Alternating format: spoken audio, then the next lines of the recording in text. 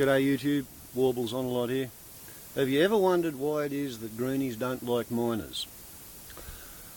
Well, today the background briefing program is going to look at biodiversity offsets.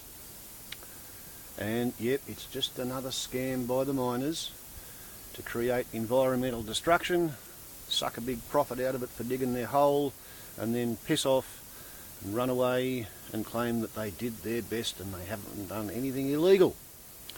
So, bookend your day with essential listening.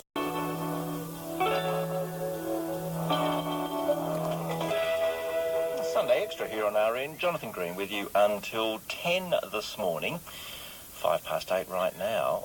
The world is faced some pretty serious problems today. Climate change, growing wealth inequality, geopolitical tensions. Later this hour, I'm talking to someone, chap who thinks that multinational corporations might do a better job of tackling these tough questions, these tough problems, than our governments. Hear that challenging thought after background briefing. And this week, background briefing looks at the trouble with offsets. Now, offsetting, it's the setting aside of like-for-like biodiversity to compensate for land destroyed by industrial and urban developments. It's shaping as the new environmental battleground for developers and local communities. A parliamentary inquiry has just been announced. It's going to look at environmental offsets as evidence builds that governments are approving offsets that don't meet the letter or the spirit of that policy. Di Martin investigates.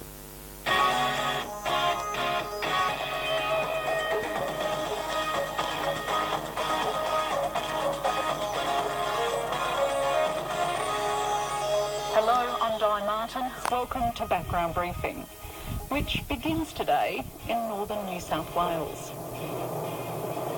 So we're driving up the Kamilaroi Highway. We've just gone through Gunnedah and then Boggabri, and it's just on dusk, and a landscape that would be familiar to many listeners of open farmland, a little bit of irrigation here and there, hills and mountain ranges in the distance. And then suddenly we come across this extraordinary coal infrastructure on both sides of the road. So those big trucks, they're tippers, sideways tippers. With me in the car is local ecologist Phil Spark. So they just go up around the loop to where the coal pile is, and they just stop there and just tip sideways, and all their coal drops out, and they turn around and go back to the coal mine again. What we can see here now is the new rail line that's going to go through here. So they've cleared across to the river, and they're putting that power line in as well.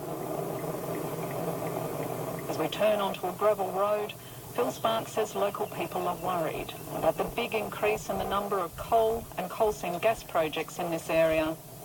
They fear the Liverpool Plains is turning into another Hunter Valley, a region not far to the south, where expanding coal mines are swallowing small towns, bushland and farms. Yeah, that's everyone's worst nightmare, and we're seeing it happening. We've got huge developments in the pipeline with Chinese company Shenhua and BHP. They'll be massive mines if they get the go-ahead. It is a huge concern because we don't want this catchment to turn into the next Hunter Valley. We're driving towards the hamlet of Maules Creek. It sits next door to one of Australia's largest open-cut coal mines under construction.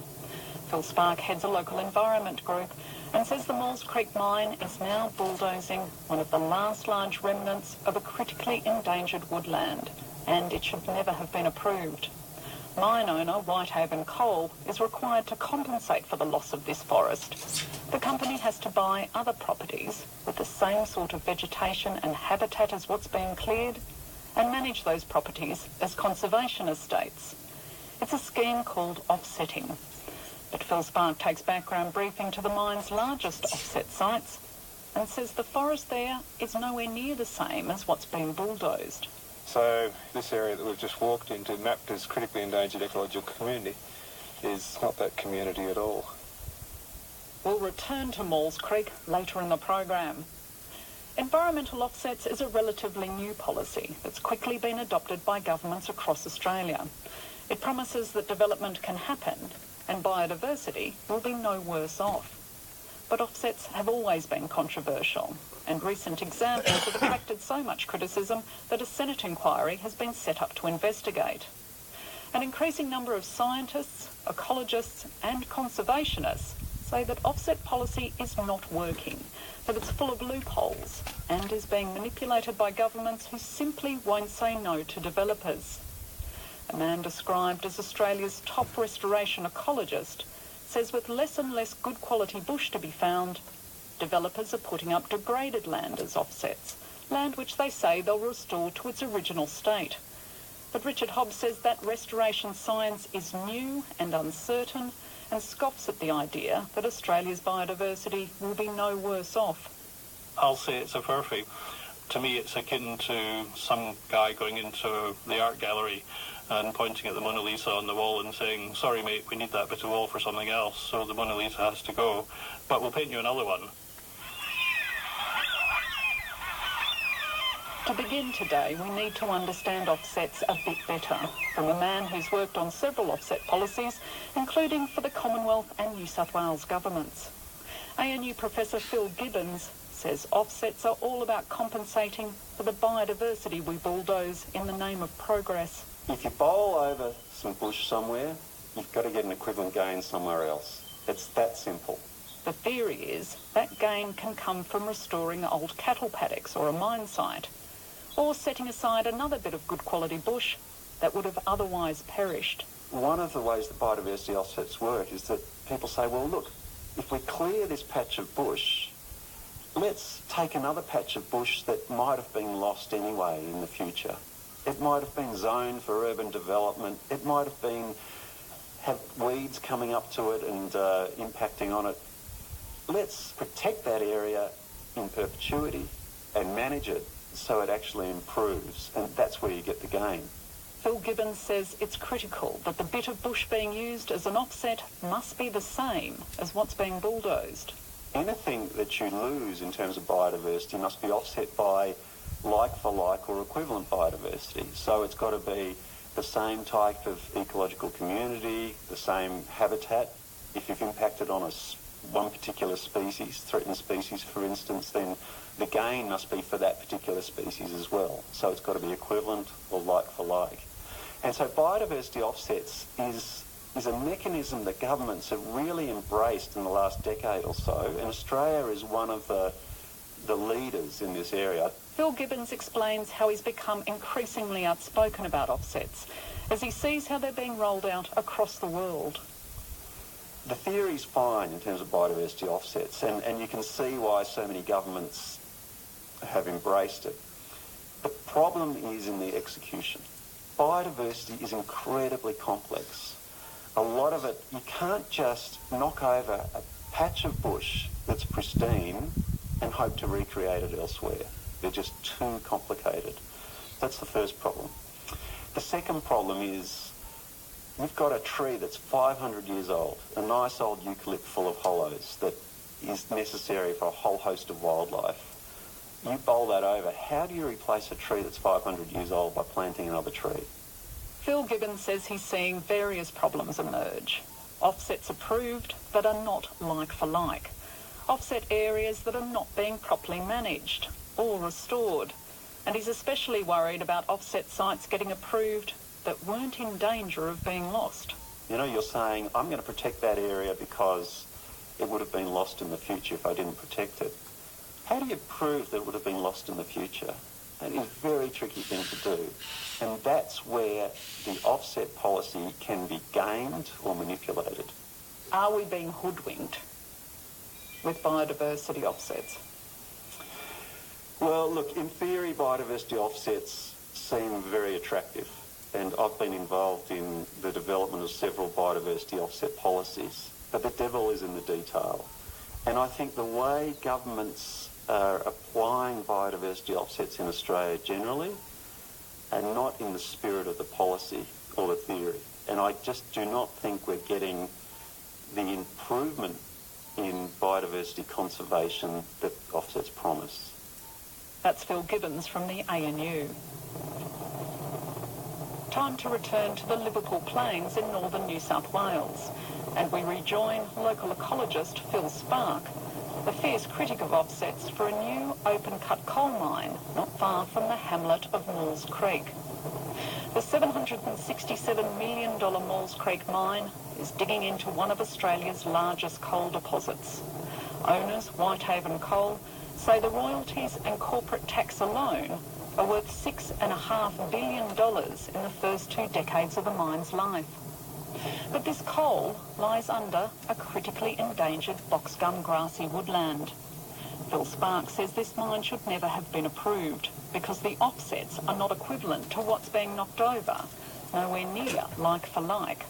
Yet the bulldozers are already at work on the Maules Creek mine site. See all the dust over here? That's where they're conducting their works right now. So that's the dust from the bulldozers? Yeah, they're constructing roads in through the forest. Phil Spark takes background briefing for a look. So I'll just pull up here. And so what, on the other side of this fence is the Laird State Forest. Phil Spark says the survival of a host of woodland plants and animals depends on large forest remnants, which are much more resilient to impacts like climate change. Laird State Forest contains one of Australia's last large patches of old-growth white box grassy woodland. We're in an area that's immediately adjoining where they're starting construction for the new Whitehaven mine, an area of white box woodland, which is the critically endangered ecological community. It's been reduced down to 0.1% of its original extent. This white box grassy woodland? Yeah. It's been overcleared very much, and areas in good condition such as this are very rare. White box grassy woodland was heavily cleared for farming, its existence a sign of good soil. It's now down to the last of the last. There's virtually none in national parks, and much of what is left is in fragments, in stock routes and on roadsides, and is being invaded by weeds. Background Briefing understands staff from the New South Wales Office of Environment and Heritage identified Laird State Forest as irreplaceable, but were overruled when the state gave the mine its blessing. Here's Phil Spark. Even though this forest was logged for many years, it was only logged in the areas where there's narrow-leaved ironbark and white cypress. So the box woodland areas are actually mature old growth. So the number of tree hollows is incredibly high. There are over 100 per hectare. Yeah, those big mature trees, like we're just looking at some there now, there'd be 5 or 6 hollows in each tree. Small ones suitable for bats and reptiles, and the large ones suitable for cockatoos and owls and the larger animals. This forest supports 28 threatened species, especially bats and woodland birds, and is potential habitat for the swift parrot and the regent honeyeater, now believed to be down to the last few hundred individuals.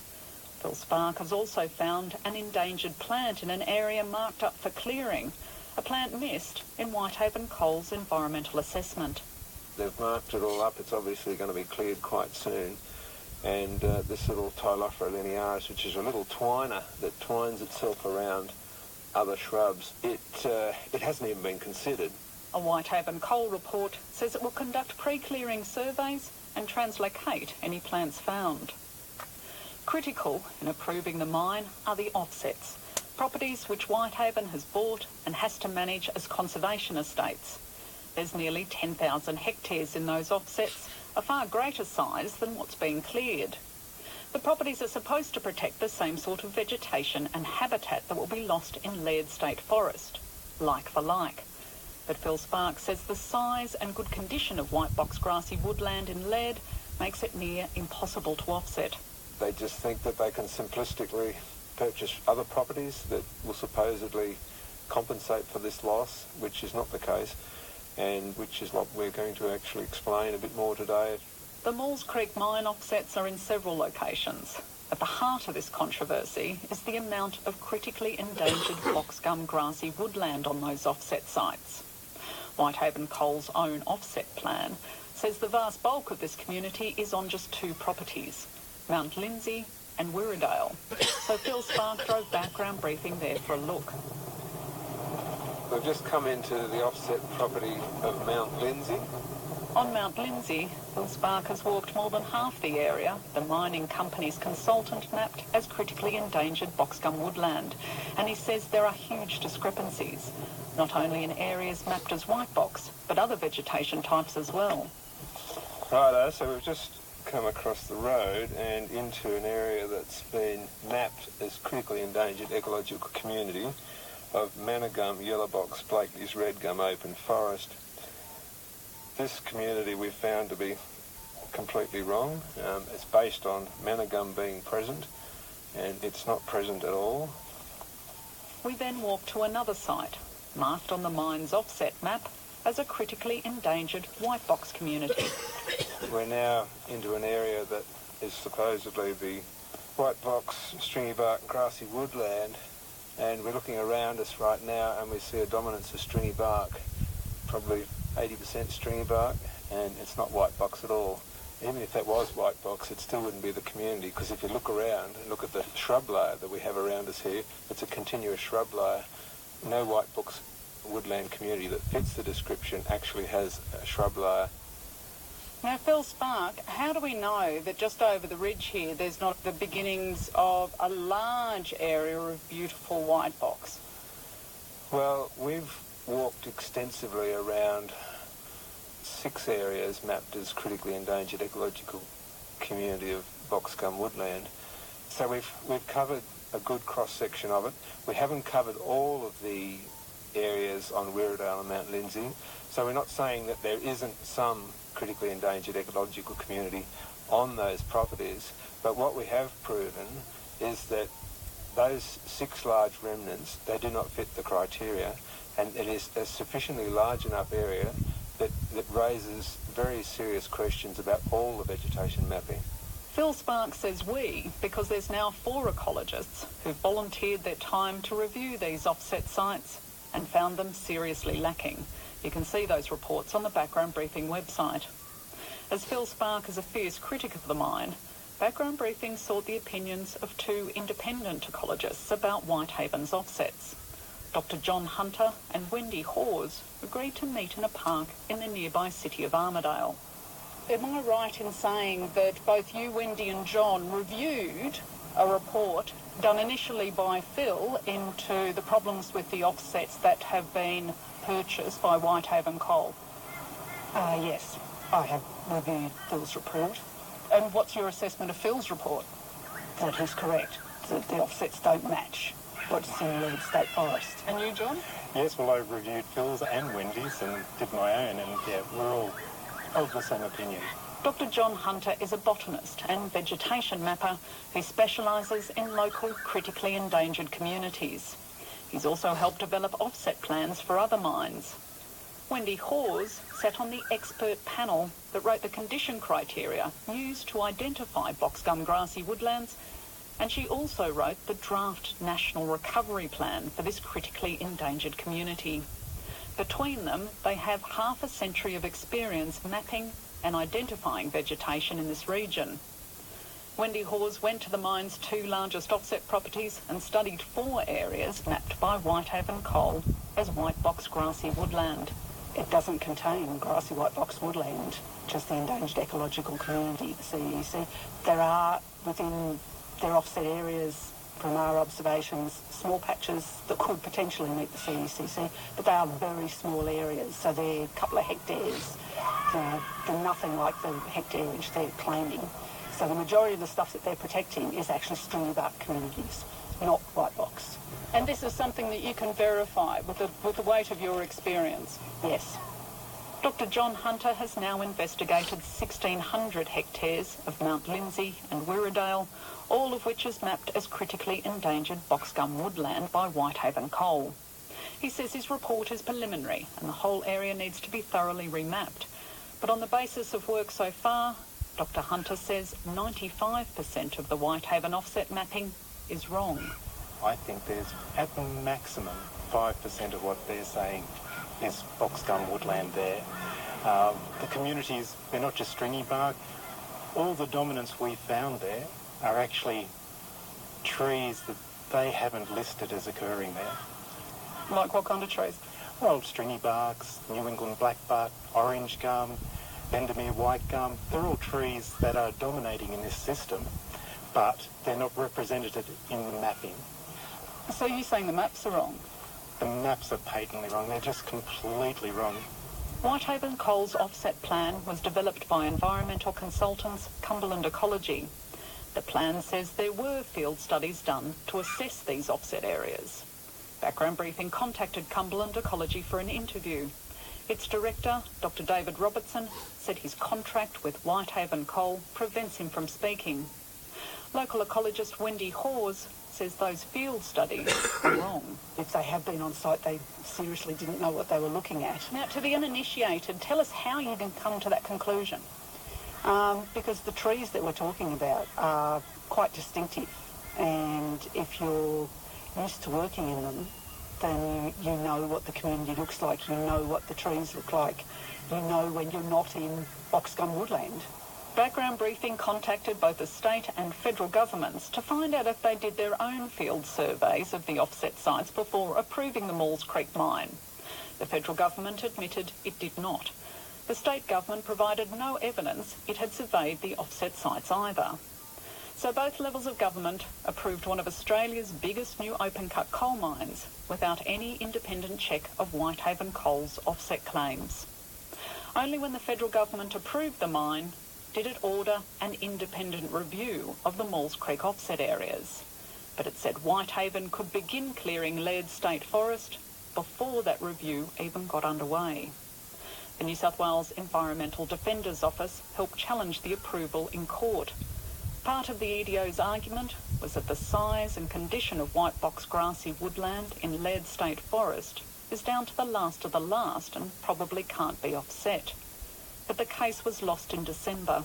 The federal court said it was quite legal to allow mining to begin before the offsets are sorted. EDO Principal Solicitor Sue Higginson. The court could see this is not desirable, words to the effect of not desirable from a conservation perspective. But what it did say is that by requiring independent verification, the mine could commence and the clearing could commence. And so therefore you can go ahead, start the project and get rid of part of that critically endangered ecological community, get your house in order with the offsets. If you haven't got your house in order with your offsets, go out and find some more. Sue Higginson says even if there was no more white box grassy woodland left in Australia, the court would still have found the federal approval was legal. So the question before the court was, well, what if there are no more?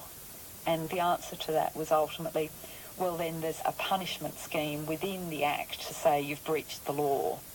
Federal Environment Minister Greg Hunt declined to be interviewed, but provided the following statement. I am aware that there are concerns around the suitability of the offsets put forward by the proponent and approved by the previous Labor government.